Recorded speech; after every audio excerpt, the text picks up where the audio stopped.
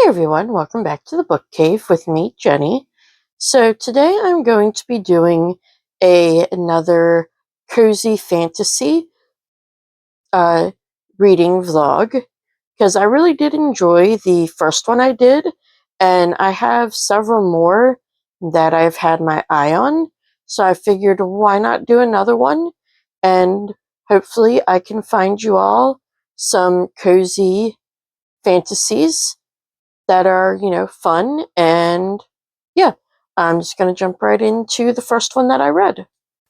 I finished listening to the Dollar Gut Dream Department Store, and this is another, I want to say this one's Korean. Uh, I believe it is.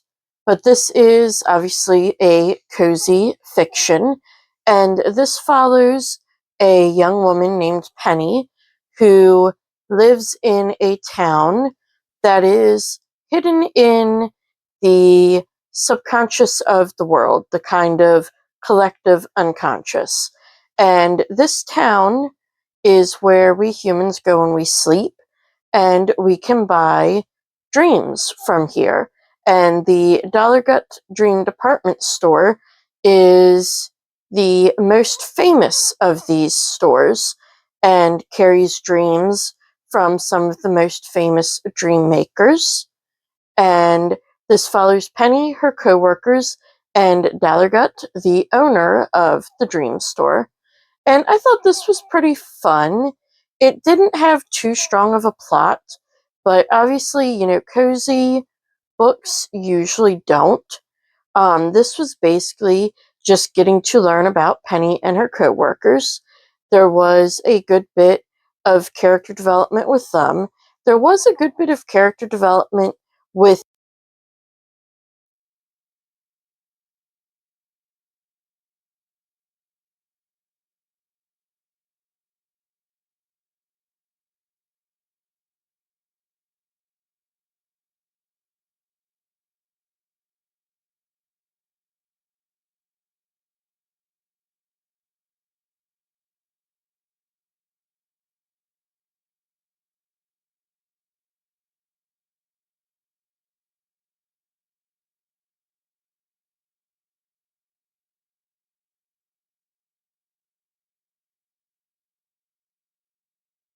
the Dollar Gut Dream Making District picks up right where Dollar Gut Dream Department Store ended. That one ended at the very end of the year that one was set in, and this one picks up right after that in, I believe it's like February. And I did enjoy this. It did also expand the world because the employees who have been there for a year get a pass that they can go into the company district and actually see how the dreams are made. So I did enjoy seeing that. I did enjoy getting to learn a little bit more about the Natilicas as well. And then at the very end, there was a party that was very fun. And I did also enjoy the two epilogues that were there as well. We get to see a little bit more of our characters. And much like the first one, this is one that is very much a character driven story and is just very calming and quaint.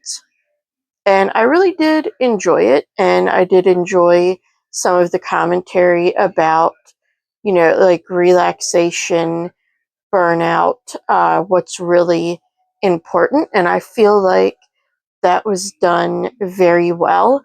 One thing that did bother me a little bit is that there was a scene where Penny and Mogberry, I believe it was, were looking for some dream ingredients, but from my understanding, only licensed dream makers can make dreams. So I'm not entirely sure what that was about, and that wasn't really explained, which did confuse me a little bit. But other than that, I did really enjoy this. I do feel like if you're not a fan of cozy mysteries, cozy lit that this probably won't draw you into it. Because, like I said, it is very much the cozy, and I feel like that is also a genre that is very much, if you like it, you like it, and if you don't like it, you don't. I don't feel like there's much kind of like in between, although there might be a few that could be. But yeah, after this, I'm not sure which one I will go to next, but I will report back and let you all know. Dinner at the night library was definitely not what I was expecting when I picked it up. So, this follows a young woman who is disillusioned with her job, quits it, and finds a new job at a library that is open from 7 p.m. till midnight, and it specializes in the book collections of authors who have recently passed away. And they basically curate each collection, and people can come in and kind of browse and see what books their favorite author read, what their favorite author used for reference, and things like that. And from that, I expected it to be honestly a lot more about books and then a lot more about the dinner that was provided every night. And I did think it was a kind of cool idea that every dinner was based off of a recipe that was featured in a book. So, like, they had Anne of Green Gables, and when she has the mishap on what day she's having visitors and they have to have bread and butter. So, like, that's one of the meals. And I thought that part was really cute. And I did enjoy the characters. We get actually a lot more character work than I was expecting in here. And overall, I definitely did enjoy it. It just wasn't exactly what I was expecting, and it definitely had some interesting different characters in it and different things. And I really, really liked the chapters dealing with the other characters' pasts. We kind of get a little bit of each of the coworkers' pasts as well. And I feel like we really learn a lot about everybody, and we really get to see into the mind of a book lover, a book collector. One thing that did bother me a little bit is we'd be in the middle of what was going on, like currently, and then all of a sudden we would get another character's past, and it wasn't any way in like, oh, these two characters are talking and one character is telling the other about their past, or they're dealing with sorting books, or you know, collecting, going out to pick up a collection, and driving past somewhere, seeing a specific book or anything like that is what triggers it. It's just kind of out of nowhere. And then the one thing that was good about that is it switched to first person point of view for that, and it immediately would open up with like, I did this, so you immediately know that it's going into a different character's past, and it pretty quickly says their name. Like, it's usually I, whatever character it is, was however old when I first learned about the night library, or something like that, so that it wasn't quite as jarring as it could have been. I just feel like that definitely could have been planned out a little better, and I do feel like this could become a series, but it also ties up quite nicely in this, as we kind of have all the mysteries more or less solved, or solved to a point that you're content with it.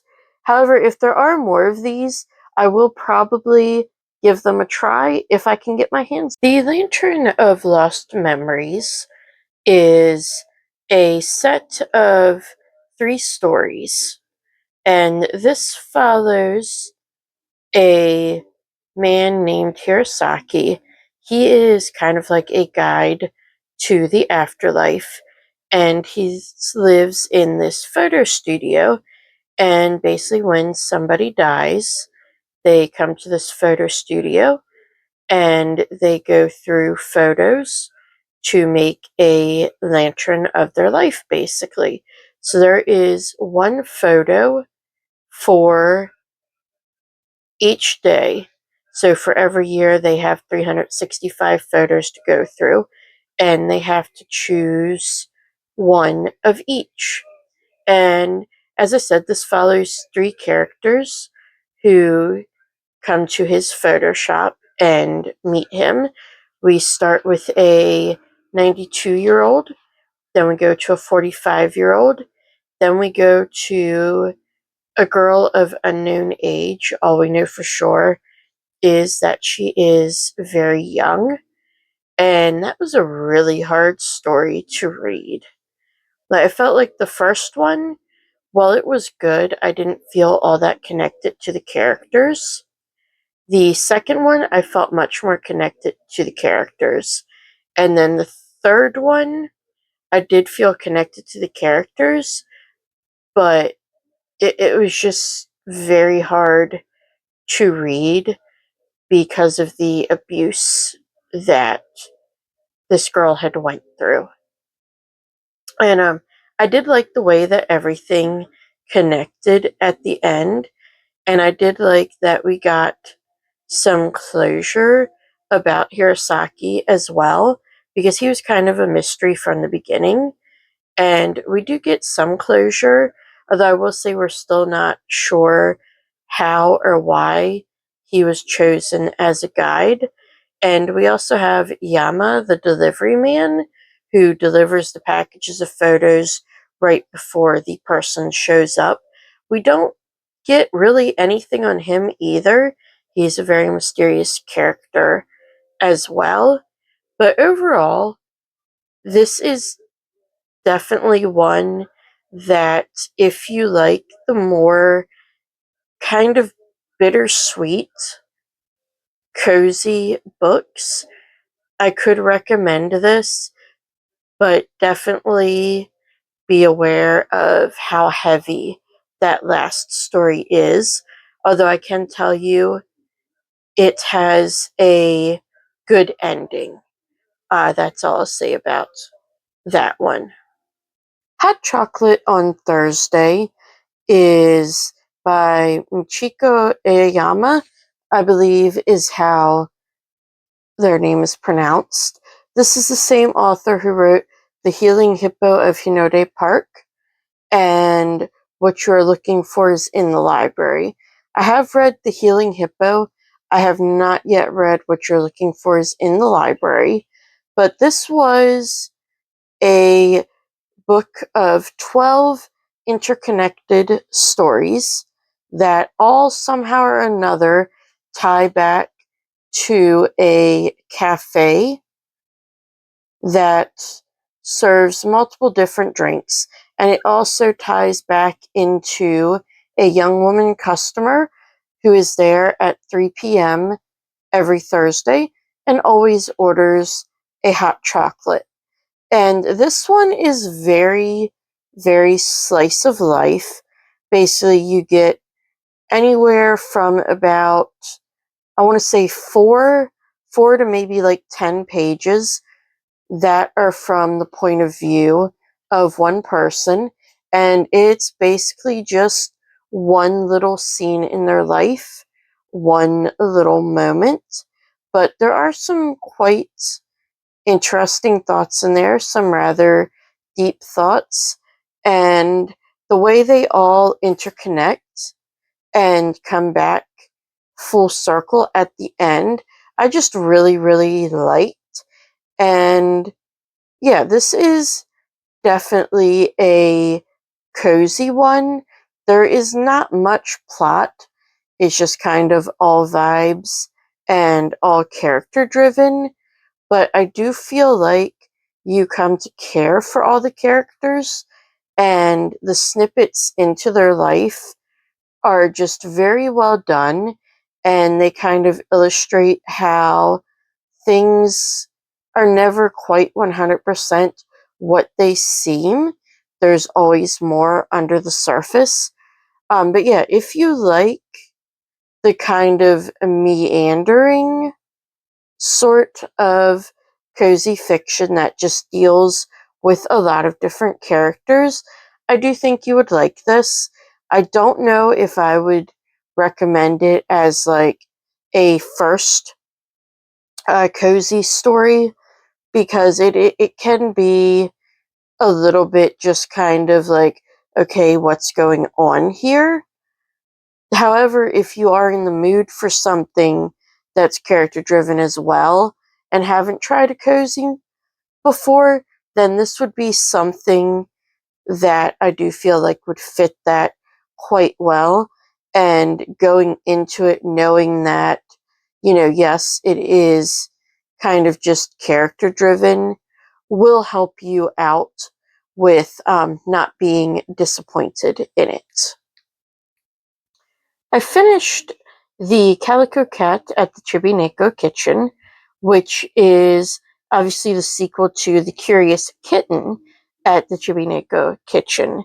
And I do have to say, for this one, I don't remember the first book having a second cat in each story. So for each of the 4 stories that are in this one, the person who is coming to get a remembrance meal, they had a cat in their past, or at least had some sort of dealings with a cat. And it's a very brief mention of that, but it is a mention, and I just thought that was kind of cute and fun. But like I said, I just don't remember it from the first book. And I also do not remember the first book being as downright sad as this one was. Like, honestly, all the stories were very, very sad, and they just hit me harder than the ones in the first one. And I know that the ones in the first one obviously were very sad as well.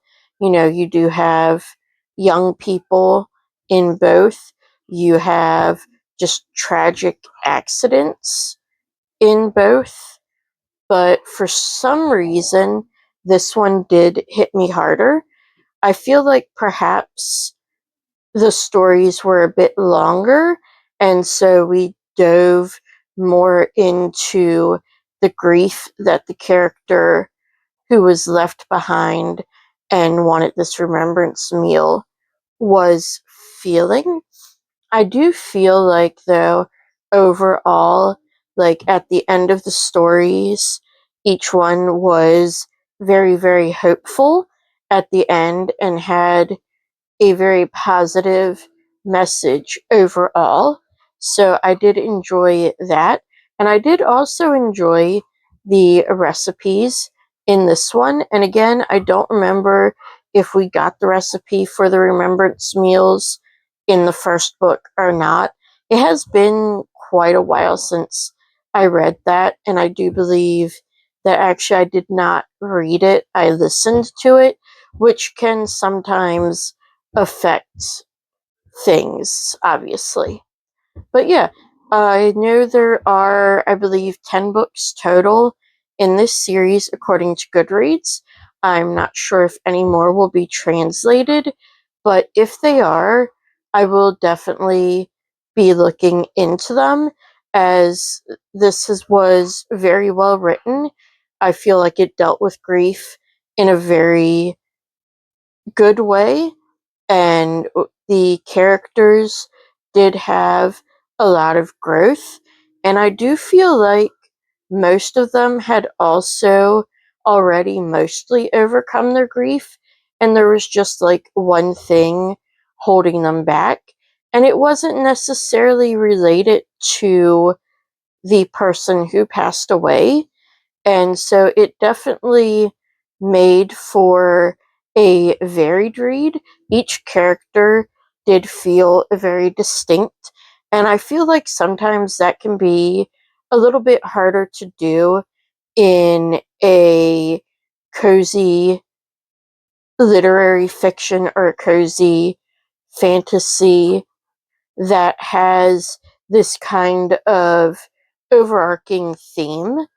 And I do feel like there have been some cozy ones, specifically the Kamigawa Food Detectives, that while those were fun as well, I feel like they did not do as much character work as this particular book did.